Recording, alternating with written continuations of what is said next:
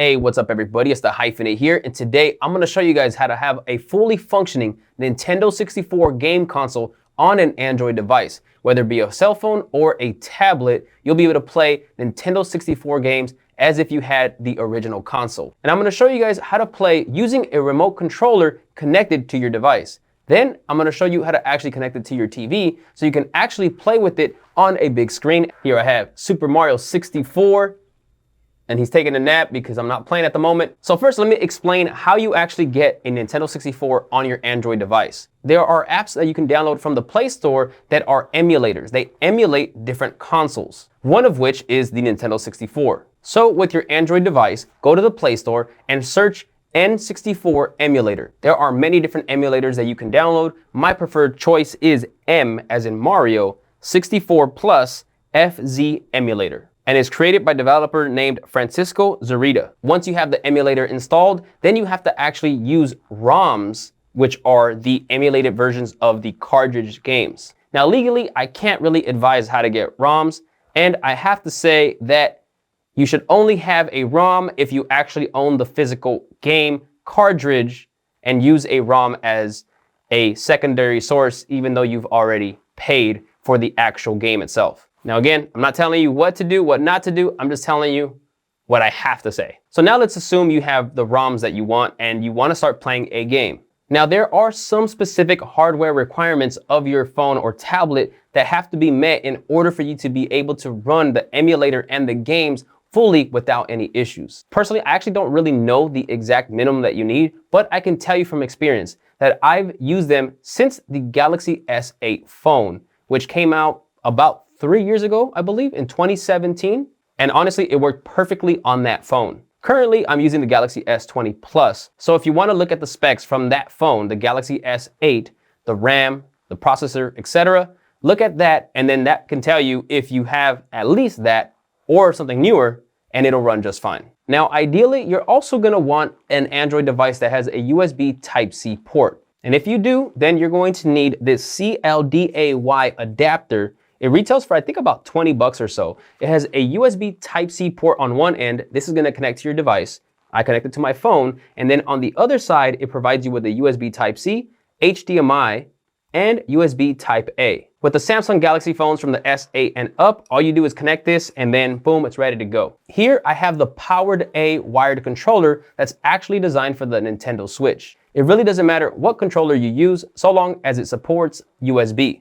You can either use a PS4, PS3, Xbox, etc.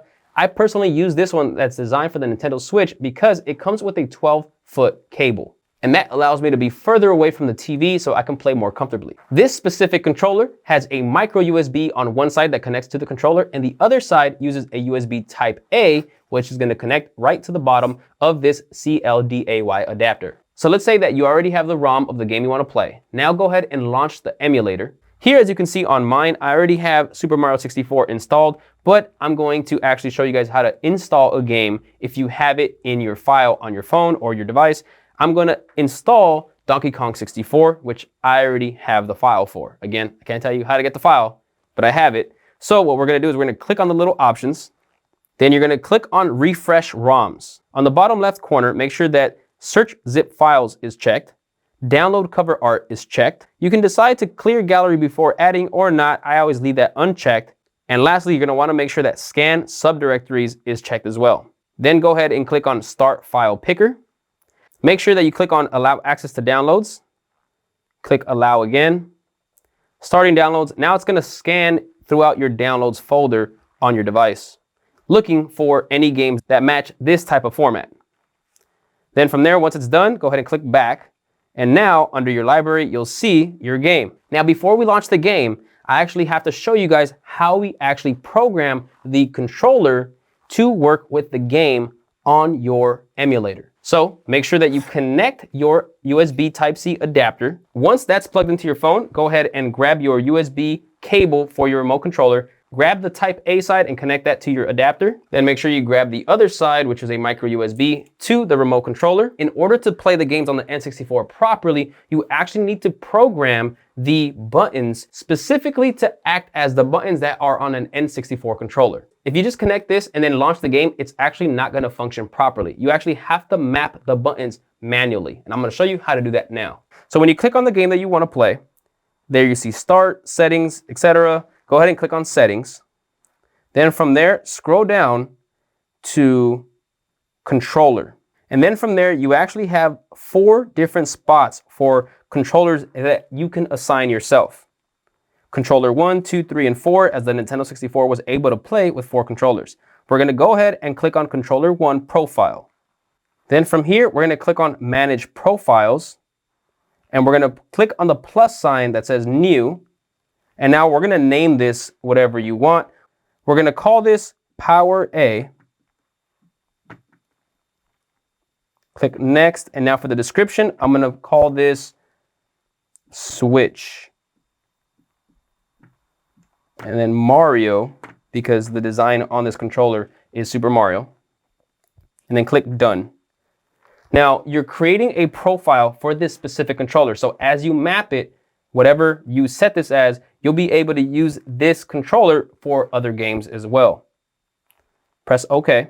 In order to map your buttons, you're going to have to press on whichever button you want and then press that button on the controller to record it. So pay attention closely. I'm going to click left on the directional pad. And then right there it tells you D-pad. Press a button, key, or joystick to map.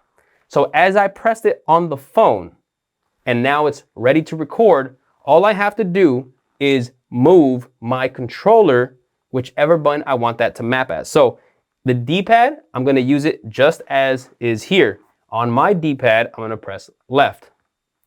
Now you can see that everything else is dimmed out, but that one button that we've already programmed is lit up. So now I'm going to do the same for the rest. Up.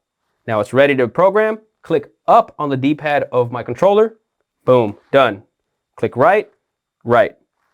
Down, down on the controller. The Nintendo 64 controller is a little unorthodox. It's a little different than Xbox and PlayStation controllers. They had 2 different placements for your left hand. You could either use the furthest part, which has a directional pad and the L button right above, or there was a middle handle that you could put your left hand on that had a joystick and then a Z button that was a trigger. So essentially, you could either use a directional pad or you could use a joystick and then you would have a left button. So depending on what game you wanted to play, some would prefer to use the D-pad side and some would prefer to use the joystick side. Essentially, they function the same. Now with this Power A controller, the directional pad and the joystick are placed where the left thumb could reach, so it really doesn't matter which one you want to use, you can choose. Okay, so now back to the program.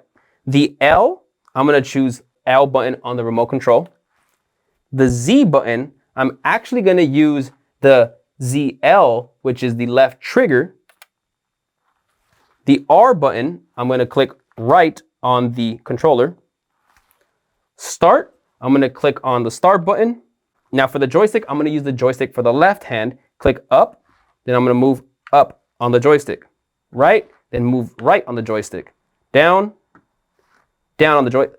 I'm going to reprogram that because I think I messed that up. Down on the joystick, and then left on the joystick.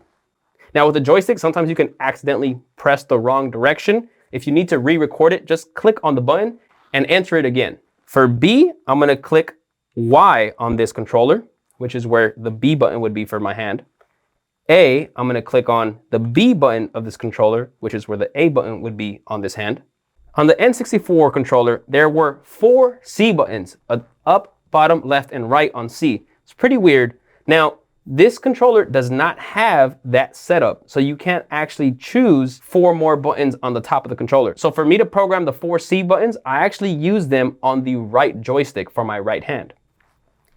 So the up C, up on the right joystick. Right C, right on the right joystick.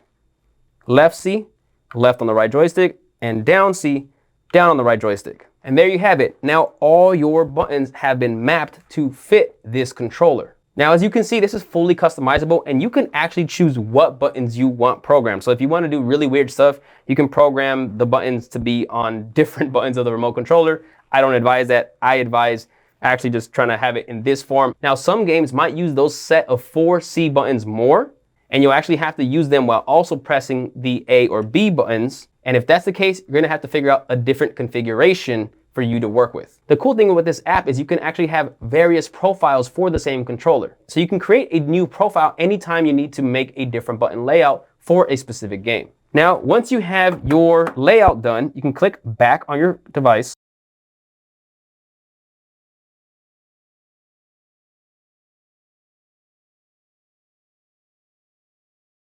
As you see here, I have 2 profiles. The original one that I've already had on this device is called Switch Mario. And now we created one Power A Switch Mario. Really, they're both exact same layout, but I wanted to walk you through it, so I created a new one with the exact same layout. And so now that you have your controller ready to go back. So now you see these 4 controllers that you can have connected to your device. Click on the first one, and here you're gonna choose the actual controller you want. So again, if you have different profiles, you can assign a different profile to a different controller. We're gonna use the one that we just made, Power A Switch Mario. Click on that. And now controller 1 profile is set for Power A. Go ahead and click back again, and now launch your game. It's gonna load up the game that you selected. In this case, Donkey Kong 64. Now this controller is gonna operate with all the mapping that we had done earlier. So if I wanna just get past this, click start, and then now we can get into the menu. So the game's ready to go. Go ahead and click start. And now as I move with the controller, everything works. So if we want to go into, for example, the settings, everything works just as it normally did. You can see there's no lag. You can change pretty much everything you want. Let's click on back. Now let's say we want to launch the game. Then we go ahead and select that. Create a new profile, etc. Now, there's going to be a whole cutscene here. I'm about to skip this really quick and just go into the gameplay. I'm not going to really play a full game, but I'm just going to show you, again, using this remote controller on this game. But as you can see, on my phone, the game is actually running smooth. It looks just like the Nintendo 64. The one downside is that there are some black bars and it does have a little crop to it, and I can't seem to zoom it in. And if you touch on the screen, you can actually see the actual buttons that you can move around digitally. You can actually press all those buttons on the screen and play the game with just touchscreen. But the N64 has so many buttons that trying to do it touchscreen is not gonna really work out. You actually need to have a controller so that all those buttons can be pressed when you need them. Now, before we start playing, if you click back on the app, you can actually adjust a few things here. You can exit the game. You can change the speed. You can actually make this play at a faster rate, though I do not recommend that whatsoever. You can take a screenshot if you like. Slot 0, click on that. And then now you can choose if you wanted to load essentially different memory cards from 0 to 9. Cancel that. Save slot is to actually save the game that's outside of the game itself. It actually saves through the app. So click on save slot, saving slot 0.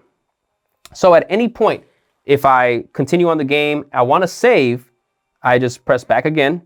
And then now you just click on save slot and it'll overwrite whatever you had. So the cool thing about this is, unlike the N64 where you actually have to get to save points in the game, here you can save at any second, any moment, and it saves it there. And when you close it and relaunch the game, you open up that save, it continues exactly where you clicked save slot on the app. Now with the slots, like I showed you earlier, 0 to 9, you can actually load different slots. I only have one slot right now, which is slot 0, which is why that loaded again. But if you had more save slots, you can choose the one that you want to load. Then you can do load from file, save to file. I never mess with that. I just let it run through the game itself. All these other settings, controller packs, desync audio, all that stuff, don't mess with that. I never do. And the app works just fine. The games work just fine. So this game has a pretty long first cutscene. It's still going on. So while that goes, let me explain how to connect this to your TV. It's very simple. All you need is an HDMI cable, a full-size HDMI cable. Connect that to the CLDAY adapter and then the other side to your TV, and boom, now you're good to go. Again, getting this remote controller with a 12-foot cable is essential because now you can have your phone or your tablet, whatever is actually using the app, closer to the TV, and the long cable allows you to be further away from the TV to be a lot more comfortable. A great thing about this adapter is that not only do you get a full-size USB Type A port, you get an HDMI port, but you also get a USB Type C port again. So if your device needs to be charged, if you don't want your tablet or your phone to die, you can still connect a charger to that Type C port. So now the game's fully loaded, and now here I am, Donkey Kong. I'm gonna run outside, and the game is working perfectly fine. No lag, no glitches. It looks great. It looks just like the N64. All right, and there we go. Everything works just awesome. Oh man, I love this thing. I think this is like one of the coolest things ever. Another cool thing that I've been doing with this setup is actually connecting the HDMI to my Elgato capture card and actually live streaming games of me playing the N64. So there you guys have it. That's how you get a fully functioning Nintendo 64 on your Android device. This thing is so awesome and so much fun. I highly recommend it to anybody out there that used to have an N64, that currently has one, or that's ever wanted to play one. It's easier now more than ever, and you can pretty much play it anywhere you go. If you guys are interested in getting the adapter or the controller, I do have links in the description where you can purchase them from either B&H Photo or Amazon. It doesn't change the price that you get it at, but it does help this channel. Please drop a like on this video, drop a comment below if you have any questions, and please make sure to subscribe. I have a lot more videos coming soon. I'll catch you guys on the next one. Peace.